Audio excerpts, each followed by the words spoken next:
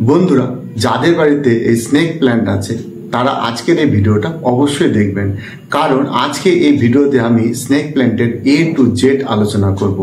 এই গাছকে কিভাবে আমরা পরিচর্যা করব, এই গাছের হেলথ এবং এই গাছের সুস্বাস্থ্যের জন্য আমাদের কি কি করা দরকার, এই গাছকে আমরা কীরকম সূর্যের আলো দেব, কী ধরনের খাবার প্রয়োগ করব, এর মাটি বা সয়েল মিডিয়ায় বা কীরকম হবে, এবং এই গাছের কিছু বিশেষ প্রবলেমের কথা আমরা আলোচনা করব। যে প্রবলেমটা হচ্ছে এই গাছের আগা কিন্তু অনেক সময় ব্ল্যাক স্পট পড়ে যায়, সেটাও আমরা এই ভিডিওতে আলোচনা করব এবং তার সলিউশনও জানার চেষ্টা করব। নাসা জানিয়েছে কোনো বায়ুশূন্য ঘরে যদি 3-4টা বড় স্নেক প্ল্যান্ট থাকে তাহলে এখানে কিন্তু একটা মানুষ আরামসে বেঁচে থাকতে পারে। যদিও পরবর্তীতে নাসা এরকম দাবি নস্যাৎ করেছে, তবুও এই স্নেক প্ল্যান্ট হচ্ছে কিন্তু বেস্ট এয়ার পিউরিফায়ার প্ল্যান্ট। যদি এই স্নেক প্ল্যান্ট আপনারা রান্নাঘরে রাখেন তাহলে রান্নাঘরের যে ভোলাটাইল অর্গানিক কম্পাউন্ডগুলো সেগুলো কিন্তু শোষণ করে নেয়, আর ঘরের মধ্যে আপনাদের যে পেন্টিং জনিত যে বিষাক্ত কিছু টক্সিন নির্গত হয় যেটা কিন্তু ক্যান্সারের কারণ হতে পারে, সেই সব টক্সিনগুলোকে এই গাছ কিন্তু সহজেই শোষণ করে এবং ঘরকে পিউরিফাই করে।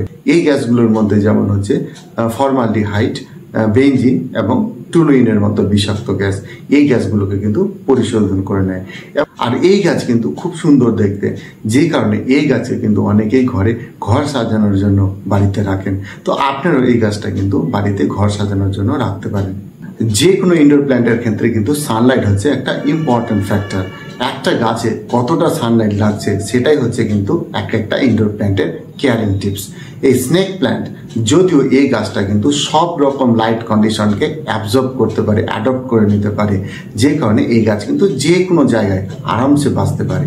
তবে এই গাছের কিন্তু বেস্ট গ্রোথের জন্য এটাকে আপনারা অবশ্যই একদম ব্রাইট ইনডিরেক্ট লাইটে রাখতে হবে, যেখানে সূর্যের ডিরেক্ট সানলাইট পায় না। আর ডিরেক্ট সানলাইট না পেলেও এই গাছে যদি আমরা সকালবেলার সফট সানলাইট এটাকে দিতে পারি তাহলে কিন্তু এই গাছ ভালো থাকে এবং এর গ্রোথ কিন্তু ভালো হয় এবং এই গাছটা দেখতেও উজ্জ্বল হয়। এবং স্নেক প্ল্যান্ট হচ্ছে লো লাইট, লো ওয়াটারিং এবং লো মেনটেন্যান্স একটা প্ল্যান্ট, যে কারণে এই গাছে কিন্তু জল খুব কম লাগে। আপনারা সপ্তাহে একদিন যদি এই গাছে জল দেন তাও কিন্তু এই গাছ আরামসে সার্ভাইভ করতে পারে। এর থেকে বেশি দিনও যদি জল ছাড়া থাকে তাও এই গাছে কিন্তু মরবে না। তবে এই গাছকে ভালো রাখতে গেলে সপ্তাহে 2 দিন আপনাকে জল দিতে হবে। তবে এর উপরের অংশ একদম 100% যখন ড্রাই হয়ে যাবে তবেই কিন্তু এই গাছকে জল দিতে হবে, কারণ এই গাছ কিন্তু অতিরিক্ত জল একদম সহ্য করতে পারে না। কারণ এই জল যেহেতু বেশি পছন্দ করে না, অতিরিক্ত জল এই গাছের গোড়ায় জমে গেলে কিন্তু রুট পচে যেতে পারে এবং গাছ কিন্তু মারাও যেতে পারে। এই গাছ কিন্তু যে কোনো কন্ডিশনে বাঁচতে পারে, অর্থাৎ এর লো থেকে মডারেট হিউমিডিটি এই গাছের জন্য দরকার। এই গাছ ড্রাই এরিয়াতেও কিন্তু আরামসে বেঁচে থাকে। তবে এই গাছের সুস্থভাবে বেঁচে থাকতে গেলে মডারেট হিউমিডিটি অবশ্যই এই গাছকে প্রোভাইড করলে তবে এই গাছটা কিন্তু খুব সুন্দর থাকবে। স্নেক প্ল্যান্ট যেহেতু লো লাইট একটা প্ল্যান্ট, তাই এই গাছ কিন্তু 15 থেকে 25 ডিগ্রি সেন্টিগ্রেড তাপমাত্রা কিন্তু এই গাছের জন্য আদর্শ।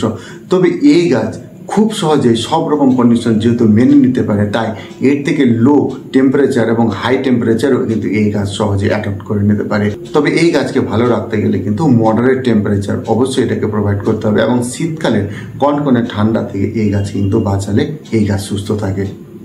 স্নেক প্ল্যান্টে যখন মাটি তৈরি করবেন তখন কিন্তু একটা জিনিস মাথায় রাখবেন, এই স্নেক প্ল্যান্ট কিন্তু একটা সাকুলেন্ট জাতীয় প্ল্যান্ট, তাই এই গাছে কিন্তু জল একদম কম লাগে এবং জল যাতে এই গাছের গোড়ায় জমতে না পারে তার জন্য এর মাটি কিন্তু ওয়েল ড্রেন্ড হবে এবং এর মাটিতে কিন্তু একটু বালি এবং কোকোপিট আপনাদেরকে অবশ্যই মেশাতে হবে, যাতে এই গাছের মাটিতে জল একদম দাঁড়াতে না পারে। জল দেওয়ার সঙ্গে সঙ্গে জল ড্রেনেজ হোল দিয়ে যেন বেরিয়ে যেতে পারে। স্নেক প্ল্যান্ট যেহেতু লো মেনটেন্যান্স একটা প্ল্যান্ট, তাই কিন্তু এই গাছে সেরকম খাবার প্রয়োগ করতে হয় না। মাসে একবার বা 2 মাসে একবার যদি আপনারা খাবার দেন তাও কিন্তু এই গাছ আরামসে ভালো বেঁচে থাকে। তাও এই গাছে ভালো গ্রোথের জন্য আপনারা মাসে একবার খাবার দিতেই পারেন, সেক্ষেত্রে আপনারা নাইট্রোজেন জাতীয় খাবার প্রয়োগ করতে পারেন। এপসাম সল্টও কিন্তু আপনারা মাসে একবার করে স্প্রে করে দিতে পারেন।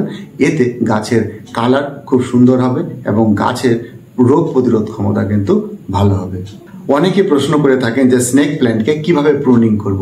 আসলে স্নেক প্ল্যান্টকে প্রুনিং করার দরকার হয় না, তবে গাছ যদি খুব বুশি হয়ে যায় তাহলে এক্সট্রা পাতা আপনারা কেটে সেটাকে নতুন প্রোপাগেট করে নতুন চারা তৈরি করে নিতে পারেন। তবে এখানে যদি ডেড লিফ বা কোনো রুগ্ন যদি পাতা থাকে তাহলে ওই পাতাটাকে কিন্তু আপনারা অবশ্যই কেটে দেবেন, তাহলে কিন্তু এই গাছ ভালো থাকবে।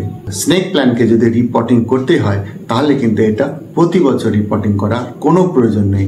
আপনারা 2 বছরেও এই গাছকে রিপোর্টিং চাইলে নাও করতে পারেন, তবে 2 থেকে 2.5 বা 3 বছরে আপনারা এই গাছকে অবশ্যই রিপোর্টিং করবেন, কারণ এই গাছটা অনেকটা বুশি হয়ে গেলে এর যে কন্টেনার সেই কন্টেনারটাকে রুট বাউন্ড হয়ে ওঠে। তাই এই গাছটিকে আরও বড় একটা কন্টেনারে শিফট করার জন্য আপনাদেরকে এটাকে আবার রিপোর্টিং করতে হয়। সেক্ষেত্রে আপনারা অবশ্যই বুঝতে পারবেন যে গাছের কখন রিপোর্টিংয়ের প্রয়োজন হয়েছে, যখন দেখবেন আপনার গাছকে রুট বাউন্ড হতে চলেছে।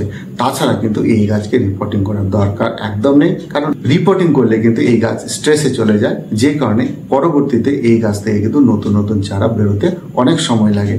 স্নেক প্ল্যান্টের সেরকম কিন্তু সমস্যা নেই, তবে এর যেটা বেসিক সমস্যা হচ্ছে এই গাছের পাতার টিপস বা এই গাছের পাতা অনেক সময় ব্ল্যাক স্পট পড়ে যায়।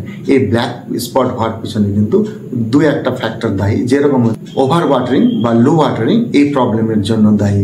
অথবা আপনি অনেক সময় কি করবেন, এই গাছকে যদি ব্রাইট সানলাইটে রেখে দেন তাহলেও কিন্তু এই গাছের পাতায় ব্ল্যাক স্পট পড়তে পারে। অথবা যদি কোনো পেস্টের আক্রমণ হয় সেই ক্ষেত্রেও এই গাছের পাতায় কিন্তু ব্ল্যাক স্পট আপনি লক্ষ্য করবেন। এই জন্য আপনাকে কয়েকটা টিপস ফলো করতে হবে, যেটা হচ্ছে এই গাছে কিন্তু টাইম টু টাইম অবশ্যই কীটনাশক স্প্রে করতে হবে, মাঝে মাঝে ফাঙ্গিসাইড দিয়ে এই গাছটাকে স্প্রে করতে হবে।